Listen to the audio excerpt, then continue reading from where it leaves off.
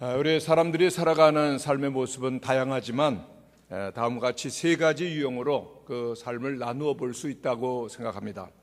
그 첫째는 쫓기며 사는 사람들입니다. 운명이다, 팔자다 하면서 질질 끌려가는 생을 살아간다는 것입니다. 원치 아니하는 생을 살면서 억지로 끌려가며 살고 싶지 않은 삶, 부득불 살아가는 모습이 있습니다. 두 번째는 쫓아가는 삶이 있습니다. 항상 뜬구름 잡는 듯한 생을 사는데 나름대로 이상을 쫓아서 꿈을 쫓아서 살아간다고 말을 합니다. 아직 그 꿈을 이루지는 못했습니다만 언젠가는 이루리라고 하는 포부를 가진 채 몸부림치며 살아가는 이상주의형 인생이 있습니다. 세 번째 사람은 부름받은 인간입니다. 자신을 부르시는 하나님의 음성을 진실하게 응답하면서 살아가는 즉 사명적 인간이 있다라고 하는 것입니다. 성도 여러분, 이 아침에 한번 우리를 돌아보면서 나는 어떠한 유형의 사람인가를 생각해 보았으면 좋겠습니다. 진정한 그리스도인이란 바로 세 번째 유형의 사람일 것입니다. 나의 존재의 의미를 바로 하나님 안에서 발견하고 그리고 오늘 내가 하는 모든 일들을 통해서 궁극적으로 내 뜻이 아닌 하나님의 뜻을 이루어가는 존재가 그리스도인인 것입니다. 오늘은 바로 그렇게 살았던 그리스도인들 그리고 그들이 섬겼던 교회를 우리 여러분들에게 소개를 해드리려고 합니다. 바로 안디옥 교회입니다. 이 안디옥 교회는 이방 선교의 출발점이었고 또한 중심지라고 할 수가 있습니다. 이 안디옥 교회 설립 배경을 보면은 굉장히 의미가 있는데요. 예수님께서 십자가에 달려 돌아가시고 부활하시고 승천하신 다음 초대교회가 세워지죠. 여러 가지 많은 부흥의 역사가 있었는데 그 스데반 집사님이 순교하심을 통하여서 예루살렘 교회는 로마 제국에 의한 강한 핍박이 일어나게 되어집니다. 수많은 그리스도인들이 신앙의 자유를 찾아서 온 세계로 뿔뿔이 흩어지게 됩니다. 예루살렘으로부터 이렇게 흩어진 유대인들이 이제 외지에서 유대인들에게도 복음을 전하게 되는데 구브로 그리고 또한 베니게 그리고 안디옥까지 쭉 흩어지게 되어집니다. 그런데 그 중에 구브로 구레네에 있는 몇 사람이 안디옥에 와서 힘을 합해서 계속해서 예수 그리스도의 복음을 전파하게 됩니다. 하나님께서 함께 하셨고 그리고 또한 허다한 사람들이 믿고 주님께로 돌아오는 큰 부흥과 큰 전도의 결실이 있게 되었습니다. 안디옥 교회는 이렇게 흩어진 자들이 다시 모여서 세운 교회였고 그리고 이방에 세워진 최초의 교회가 바로 안디옥 교회입니다. 그런데 이 안디옥 교회의 모습을 보면은 참 놀랍다라고 하는 생각을 하게 됩니다. 그들은 하나님의 말씀이라면 언제든지 철저하게 순종하고 절대 헌신하는 삶의 모습을 보여주고 있습니다. 오늘 2절 말씀입니다. 주를 섬겨 금식할 때에 성령이 이르시되 내가 불러시키는 일을 위하여 바나바와 사울을 따로 세우라 그렇게 말씀하죠. 하나님의 음성을 듣고 안디옥 교회는 좀 긴장하고 또한 신중할 수밖에 없었습니다. 왜냐하면 그 안디옥 교회를 이끌어가는 영적인 지도자는 바나바 그리고 사울 두 사람이었던 것입니다. 그런데 이제 이 영적인 지도자인 바울과 바나바를 선교사로 파송하라고 하는 것이 성령님의 음성이었던 것입니다. 중심, 가장 핵심되는 그 교회 지도자를 이제 이 교회가 선교사로 파송한다면 어떻게 되겠습니까? 갑자기 담임 목사님 또 함께 사역하시던 동사 목사님을 선교사로 보낸다면 우리 교회는 어떻게 하지? 라고 하는 염려, 걱정 있을 수 있었던 것입니다. 이제 이방 지역에 하나님의 교회가 세워져 가고 안정되고 이제 개척해서 얼마 되지 않은 이런 상황 속인데 갑자기 그 교회 지도자들을 선교사로 보내라고 하는 것 이해가 되지 않을 수가 있었던 것이죠. 좀 너무 이건 심합니다. 빠릅니다. 너무나 이거 조급합니다. 불가능합니다. 라고 하는 생각을 할 수가 있었을 것입니다. 그러나 안디옥 교회 성도들의 반응은 달랐습니다. 3절에 보면 이에 금식하며 기도하고 두 사람에게 안수하여 보내니라 그랬습니다. 안디옥 교회는 그들의 지도자들을 선교사로 파송하라고 하는 절대 헌신을 요청한 하나님의 명구에 순종을 했었던 것입니다. 그 교회도 할 일이 많고 그리고 또한 일꾼이 많이 필요했지만은 두 사람을 하나님의 복음을 위하여서 선교사로서 파송하는 모습을 보여줍니다. 왜 그렇겠습니까? 이 초대교회 그리고 특별히 안디옥 교회는 교회가 세워진 목적이 무엇인가를 분명히 인지하고 있었다라고 하는 것입니다. 성도 여러분, 교회가 세워진 목적이 무엇일까요? 교회가 세워진 목적, 마태복음 28장 19절 20절에 보면은 예수님께서 말씀하셨습니다. 너희는 가서 모든 족속으로 제자를 삼아 아버지와 아들과 성령의 이름으로 세례를 주고 내가 너에게 분부한 모든 것을 가르쳐 지키게 하라. 이것은 예수님께서 제자들에게 주셨던 마지막 지상 명령입니다. 선교의 사명입니다. 모든 족속으로 제자를 삼으라. 그리고 이 말씀을 하신 후에 주님께서는 이 사명을 감당하도록 두 가지를 주시는데, 첫째는 성령님이십니다.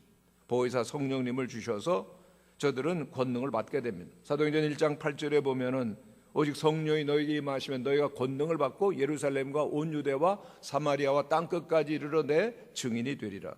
성령을 보내셔서 제자들로 하여금 강력한 선교의 사명을 감당할 수 있는 능력을 주시는 것이죠.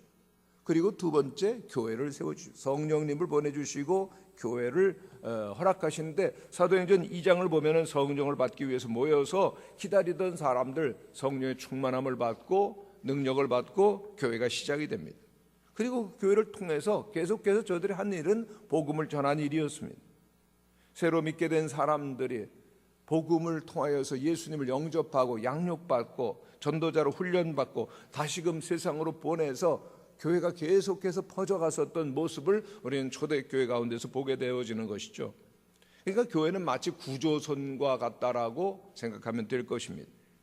하나님께서 세우신 교회 궁극적인 목적이 바다에 빠져서 죽음의 위기 가운데 있는 사람들을 구조하는 구조선처럼 세상에서 잃어버린 영혼들, 그리고 또한 심판에 이를 수밖에 없는 영혼들을 구원하는 것, 그것이 바로 교회가 존재하는 가장 우선되는 목적이었던 것입니다. 선교가 하나님께서 세우신 교회의 목적이고 초대교회는 열정으로 이 사명을 감당했었던 것입니다. 그런데 모든 교회 역사들을 보면 시간이 좀 지나면서 그 열정과 그리고 믿음이 점점 식어져 버리는 모습을 보게 되는데, 그렇게 믿음과 열정이 식어져 버리면은 반드시 신앙의 질병이 나타나는 것을 보게 되어집니다. 그렇습니다. 주님을 향한 믿음과 사랑이 언제나 뜨겁고 순전해야 될 것인데 그 믿음이 식어질 수가 있습니다. 그렇게 되어지면은 무엇보다도 제일 먼저 기도 생활이 차가워지는 것을 보게 되어집니다. 여러분, 사랑하는 연인들 보면은 어떻습니까? 정말 얘기를 많이 합니다. 뭐 그렇게 할 말이 많은지 들어보면 별 말도 아닌데 그냥 행복해가지고 뭐 만나서 얘기하고 헤어져서는 또 전화하고 문자 보내고 뭐 그치질 않는 겁니다. 그런데 그렇게 그 얘기하면서 전혀 지루해하지를 않는 모습을 보게 되어집니다. 여러분, 기도라고 하는 것은 그렇게 하나님과 사랑에 빠져서 대화를 하는 것입니다. 그런데 하나님의 관계가 식기적이기 시작하면은 그 기도가 멈춰버립니다. 얼어붙어 버립니다. 또 하나님을 향한 믿음과 소망이 그리고 또한 사랑이 식어져 버리면은 말씀에 대한 열망이 없어져 버립니다. 하나님을 뜨겁게 사랑하면 어떤 일이 생길까요? 하나님 너무 알고 싶은 거예요. 여러분, 하나님 알고 싶지 않습니까? 하나님 너무너무 알고 싶기 때문에 성경을 펴서 하나님이 어떤 분이신가 자꾸 알게 되는 것입니다. 그 하나님의 말씀을 스펀지처럼 쭉쭉쭉쭉 받아들이게 되어지는 것입니다. 그러나 하나님에 대한 믿음과 사랑이 식어지면은 말씀에 대한 흥분, 열정 식어져 버린다.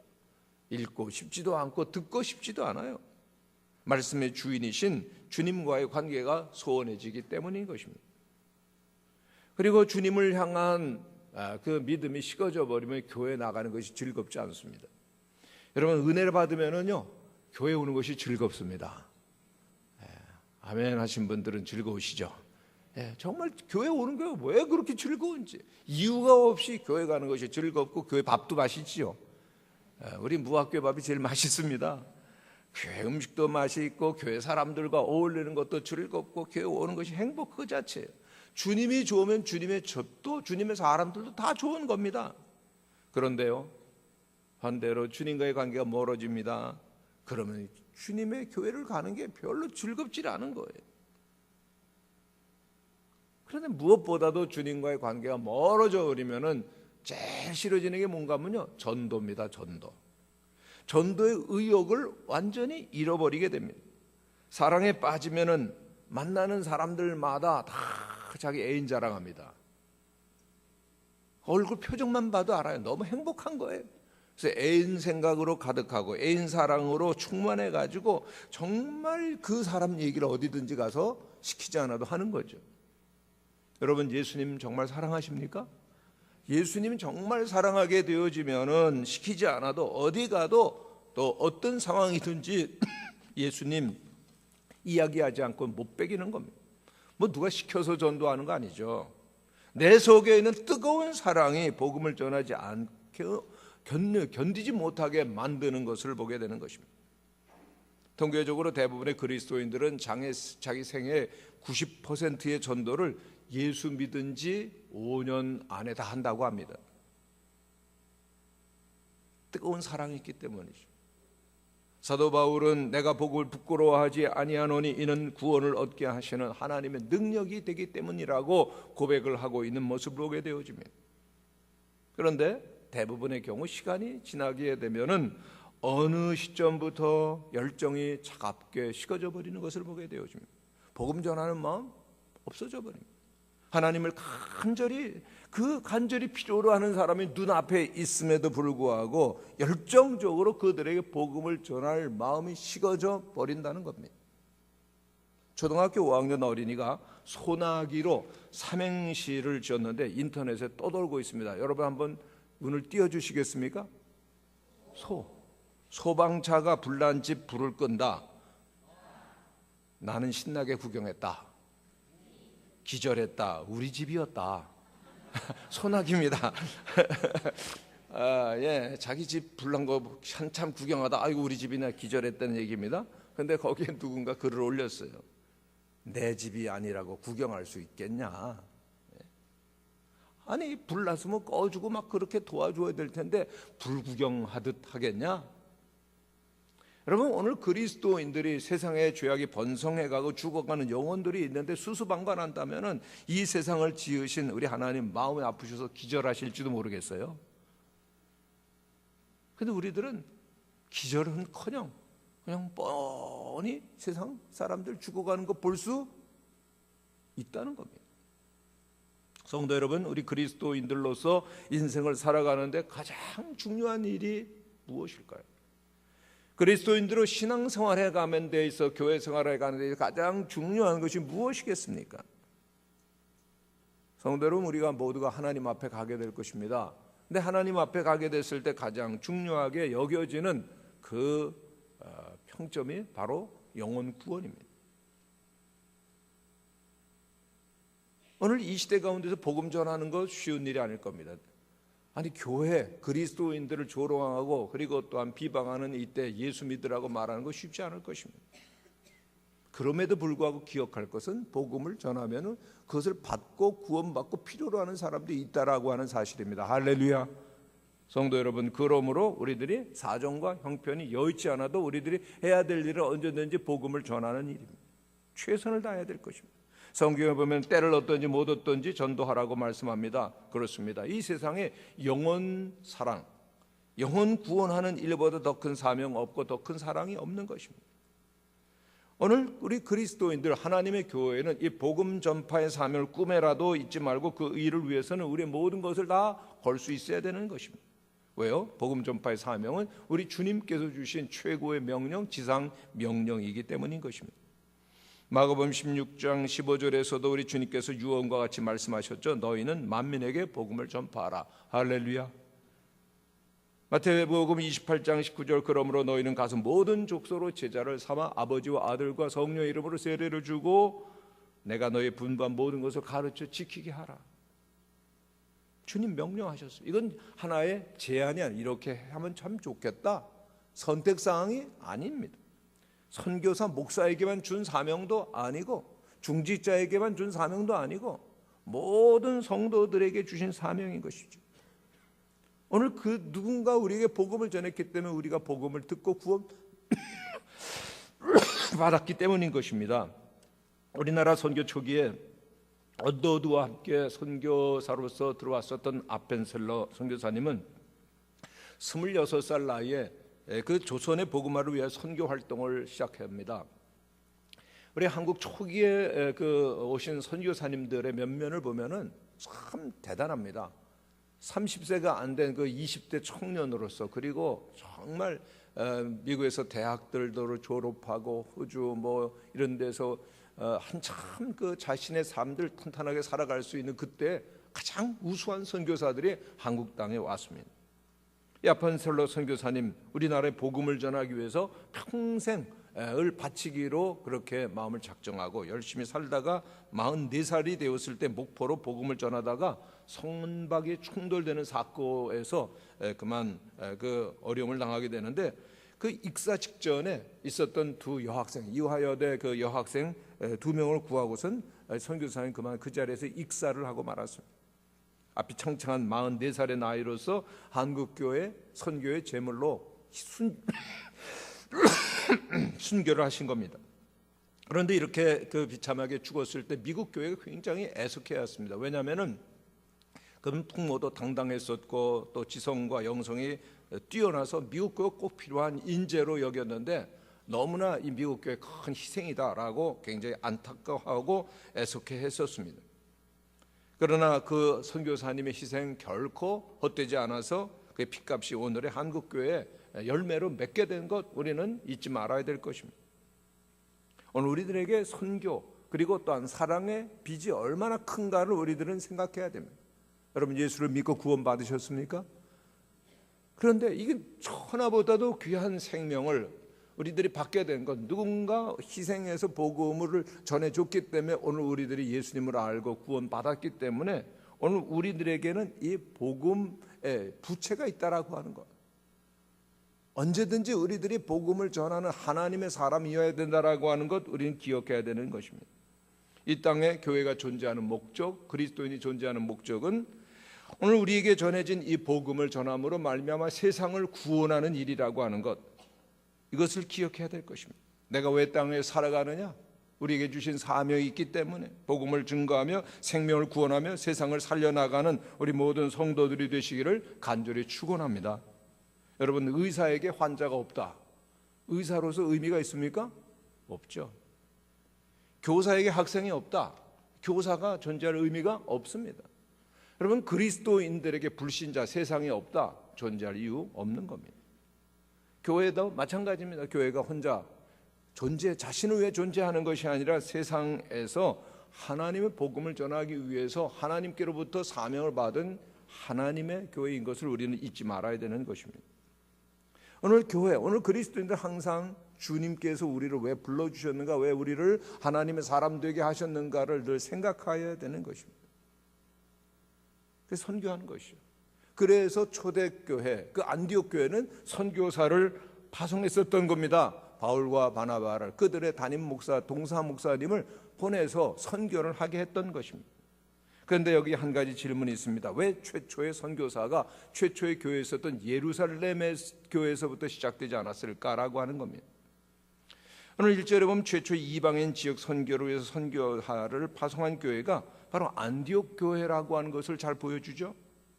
그리고 그 안디옥 교회에 대한 설명을 쭉 하고 있는데, 사실상 오순절 성령 강림 후에 가장 폭발적으로 성장한 대형 교회가 바로 예루살렘 교회였습니다.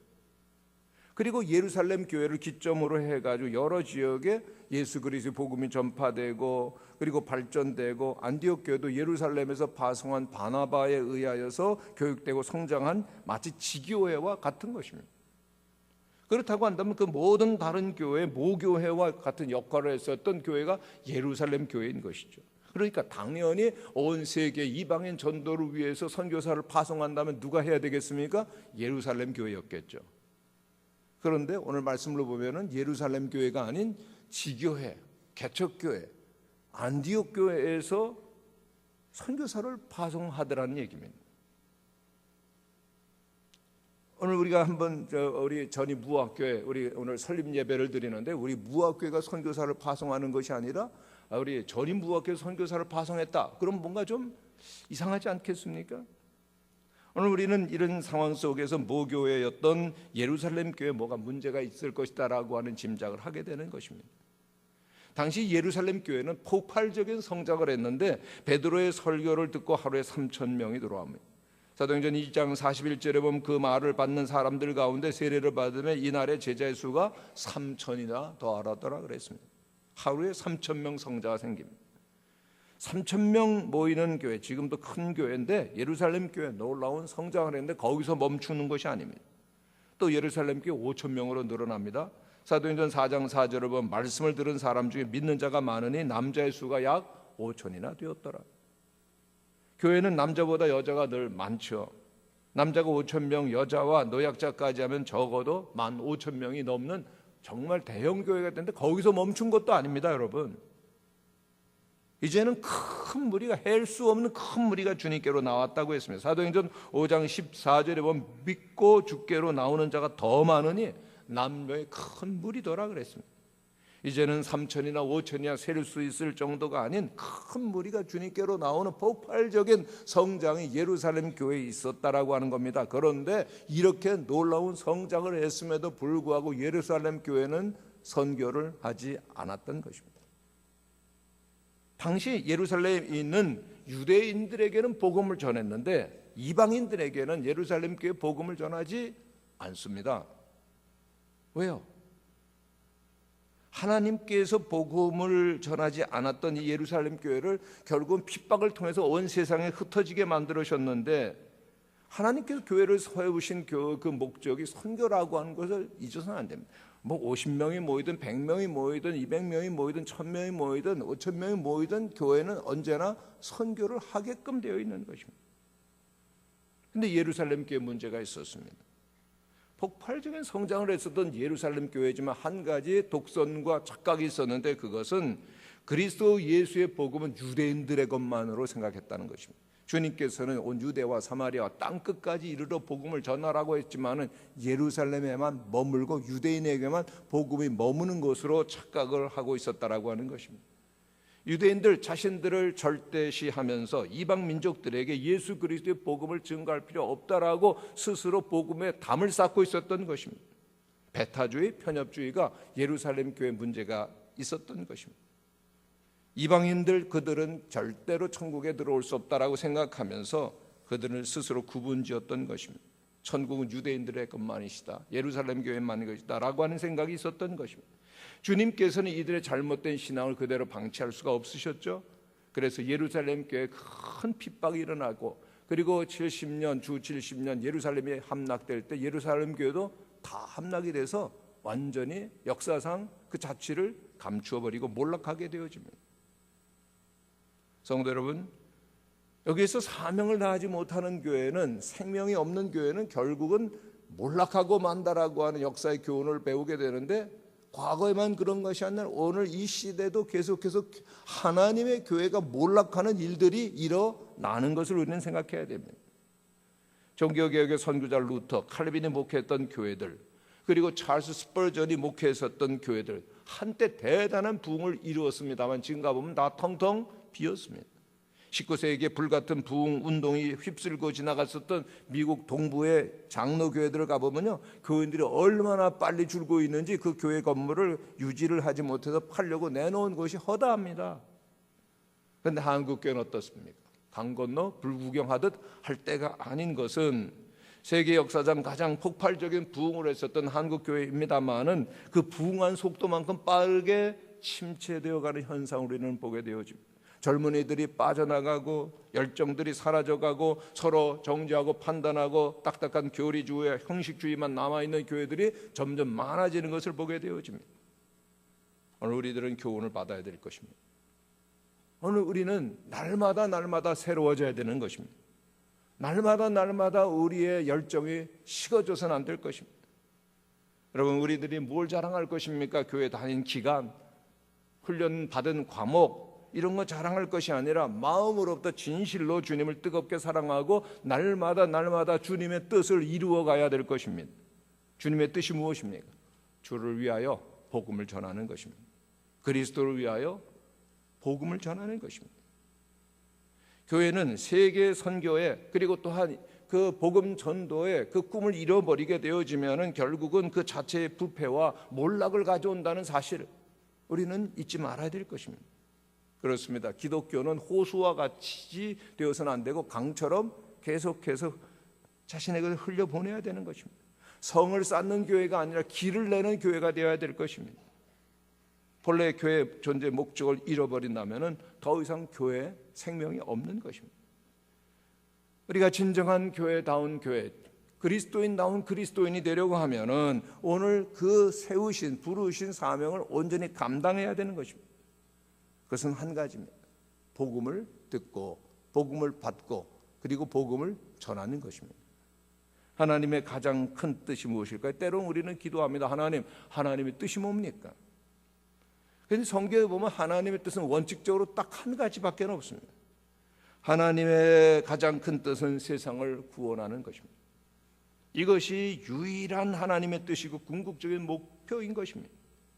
우리는 이 사실을 한순간도 잊어서는 안 됩니다. 구원, 내가 구원받고 세상을 구원하는 것, 이것이 하나님의 뜻이라고 하는 것이죠. 그럼 하나님께서 세상을 어떻게 구원하십니까? 누군가 복음을 전함으로 구원이 이루어지는 것입니다. 그렇기 때문에 누군가 전하는 자가 교회는 있어야 되는 것입니다. 이 세상에 보내심을 받은 최초의 선교사 예수님께서는 공생의 기간을 보면 아침부터 저녁까지 말씀 전하는데 모든 시간을 투자하는 모습을 보게 되어집니다. 이 동네 저 동네를 다니면서 예루살렘과 온 유대 땅을 다니면서 하나님의 복음을 전하는데 심혈을 기울이셨습니다. 예수님께서 이제 하나님에 의해서 하늘나라로 올려 가신 후에는 그리고 그 다음에 성령을 보내셨죠. 성령께서는 교회로 하여금 입을 열게 하십니다. 오늘 우리 그리스도인들로 하여금 입을 열게 하시는 것입니다. 세상을 향하여 복음을 전하도록 하기 위해서 우리에게 임하신 분 바로 성령님이십니다. 할렐루야. 그러므로 성령이 임하신 교회, 성령이 임한 그리스도인들은 입을 열게 되고 복음을 증거하게 되어지는 것입니다. 성령을 모시고 사는 사람 언제나 복음을 전하려고 하는 열정을 그 가슴에 품게 되어지는 것입니다. 하나님의 나라는 이렇게 복음을 전하는 자를 통해서 이루어지는 것입니다. 그리고 온 세계가 하나님을 영화롭게 하는 그날이 올 때까지 복음을 전하는 일 결코 중단될 수가 없는 것입니다. 유명한 교회 성장학자인 도널드 맥가브란이 이런 말을 했습니다. 교회 안에는 깨어 활발하게 일하는 교인이 대개 10%입니다. 그리고 살짝 자는 사람이 80%입니다. 그리고 푹 자는 교인이 10%입니다. 여러분들은 어디에 속합니까? 살짝 주무시는지요? 아니면 푹 주무시는지요? 아니면 열심히 일하십니까? 그러면서 얘기를 합니다. 목회가 무엇입니까? 목회란 10%의 깨어 움직이는 교인들을 더 활기차게 일하게 하는 것이고 살짝 자는 80%는 깨워야 하고 그리고 푹 자는 10%는 건드리지 말아야 합니다. 그랬습니다. 왜 푹 자는 사람 깨우면은요 막 신경질 내거든요. 왜 이렇게 날 깨우냐? 10%푹 주무시는 분들은 계속 주무시기를 바랍니다. 그러나 오늘의 이 설교의 가장 중요한 목표는 80% 같아요. 살짝 주무신다면 이제는 깰 때가 되셨습니다. 살짝 주무신다고 그럴까 봐 아멘 안 하신 것 같아요. 근데 중요한 사실을 보면 살짝 자는 사람이 80%나 된다는 얘기예요. 오늘 우리의 신앙이 어디 있는가 한번 점검해 볼 필요가 있습니다. 오늘 80%나 되는 사람이 열정을 잃어버리고 중간지대, 회색지대에 있다. 여러분, 열정을 잃어버린다는 것이 얼마나 무섭고 비참한 일인지 모릅니다. 내 육신의 만족만 채워주면 그만이지. 그런 생각이 우리를 얼마나 쉽게 변질시키고 세상과 타협하게 만들고 어둠 속으로 빠뜨릴 수 있는 위험이 있다는 것 우리는 잊어서는 안 될 것입니다. 나의 꿈만 이루면 되는 거지 뭐 그렇게 생각하는 것 얼마나 무서운 일입니까? 하나님의 꿈이 아닌 나의 꿈이 이루어지는 것으로 만족하는 사람들 쉽게 세상으로 빠져들 수가 있다는 사실을 기억하면서 이제는 신앙의 능력을 열정을 매일매일 회복하고 그리고 깨어나는 우리 모든 성도들이 되시기를 간절히 축원합니다. 우리에게 주어진 사명 복음 전도는 선택할 과제가 아니라 필수 과목입니다. 해도 되고 안 돼도 되는 것이 아니라 꼭 순종해야 될 모든 그리스도인들이 해야 될 사명입니다. 오늘 예배드리면서 결단하시는 성도들이 되시기를 바랍니다. 깨어나야 되겠구나, 더 열심히 해야 되겠구나, 입을 열어야 되겠구나. 아멘. 랄프 네이버 목사님의 간증 가운데 이런 얘기가 있습니다. 이 목사님께서 항상 가시는 주유소가 있었습니다. 근데 주유소에 한 주유하는 그 청년이 늘 자신의 차에 주유를 했는데 그 주유하는 청년에게 대해서 별 관심이 없었습니다. 가면 우리들은 만땅 그러잖아요. 얼마 그거 하고 끝나죠. 마치 기름 넣는 기계 대하듯 별로 이렇게 관계가 없었습니다. 근데 어느 날 밤 11시였습니다. 성령님께서 갑자기 이 목사님을 깨우시는 거예요. 지금 그 주유소에 가라. 아니, 지금 늦은 시간인데요, 내일 아침 가면 안 될까요? 그러나 성령님께서는 분명하셨습니다. 가라. 그래서 랄프 목사님 순종을 하십니다. 옷을 입고 차를 몰고 그 주유소에 갔습니다. 주유소의 불이 이미 꺼져 있었어요. 근데 그 청년이 마지막으로 이 주유소를 쭉 점검하고 있는 장면을 보게 됩니다. 그 주유하던 청년 목사님을 보더니, 목사님, 오늘 업무가 다 끝났습니다. 안 합니다. 그때 랄프 목사님이 얘기를 하십니다. 오늘은 주유하러 온 게 아닙니다. 한 가지 묻고 싶은 것이 있어 왔습니다. 요즘 당신의 영혼은 괜찮습니까? 하나님이 가라고 하셔서 제가 왔습니다. 그러자 이 청년이 심각한 얼굴을 띠면서 이렇게 얘기를 합니다. 선생님, 그러지 않아도요, 제 영혼에, 제 육체에, 제 마음에 심각한 문제가 생겼습니다. 의사 선생님이 제 몸에 암이 너무 많이 퍼져가지고 6개월 이상 살기가 어렵다고 합니다. 그러지 않아도 이 목사님께 죽음을 어떻게 예비해야 되는지 한번 물어보고 싶었답니다. 그래서 함께 앉아서 얘기하는 가운데 예수 그리스도의 복음을 전하게 됐고, 이 청년이 그리스도로 영접을 하게 되어집니다. 천국 백성이 되었습니다. 그리고 6개월 뒤에 이 청년은 하나님의 부르심을 받고 천국에 가게 되죠. 여러분, 사형 선고를 받은 6개월밖에 살지 못한다는 이 청년에게 가장 귀한 그리고 절실한 기쁜 소식이 있다면 무엇일까요? 암 선고를 받았습니다. 소망이 없습니다. 그냥 이제는 절망하며 살아가야 되는 이 청년에게 가장 필요한 소식은 무엇입니까? 당신 인류대학에 들어갔어 라고 하는 합격 통지겠어요? 큰 집으로 이사 가게 되었어요.